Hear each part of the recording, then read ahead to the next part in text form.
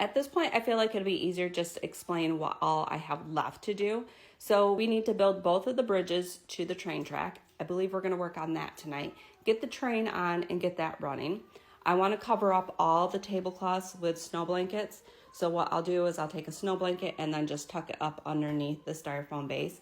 Once I get the snow blankets on, I'll go through and cover up like all these wires I haven't even touched yet, and then make sure other areas are covered.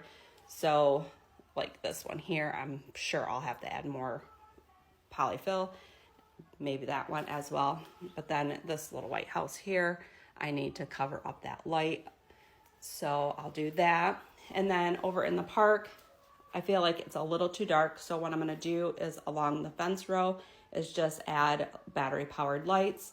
And then I'll just kind of like step back and look, make sure that everything is covered and hid. And if everything is good to go, then I will come in with this fake snow and dust everything. And what that will do is cover up the seams of the styrofoam and then cover up edges of the roads and stuff like that. So it'll be just kind of like my finishing touches.